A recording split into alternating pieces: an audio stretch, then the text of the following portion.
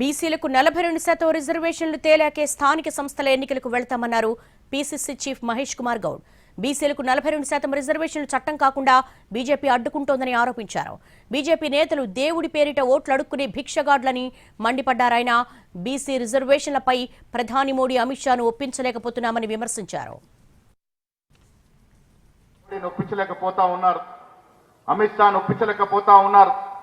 మళ్ళీ వల్ల కామారెడ్డి వేదిక నేను బండి సంజయ్ కేంద్రంలో మంత్రిలో ఉన్నావు, నీకు ఛాలెంజ్ చేస్తా ఉన్నా. నిజంగా బీసీ పౌరుషం నీకుంటే నువ్వు ఇక్కడ ఒప్పించుకుంటావా, కేంద్రంలో ఒప్పించుకుంటావా, మోడీకి ఒప్పించుకుంటావా, బతిలాడతావా, కాళ్ళు పట్టుకుంటావా? మేము చేసిన చట్టాలకి చట్టబద్ధ విధంగా ప్రయత్నం చెయ్యు. వారు చేస్తే ఒక రోజులో చట్టబద్ధత వస్తుంది. వాళ్ళ ఆపుతుంది వాళ్ళే. 2 బిల్లులు 1 ఆర్డినెన్స్ కేంద్రంలో ఆపుతా ఉన్నారు. 42% బీసీలకు రిజర్వేషన్ ఇవ్వడం అంతకన్నా ప్రమాణికం. కొద్ది రోజులు ఆగుదాం, మా బిడ్డలు ఆగుతారు ఎన్నికలకు పోకుండా, కానీ రిజర్వేషన్ ఇచ్చి తీరుకుందాం.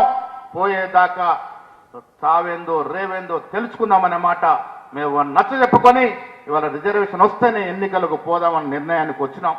అది కాంగ్రెస్ పార్టీకి ఉన్న బద్ధత, క్రమబద్ధత, ఒక పటిష్ట.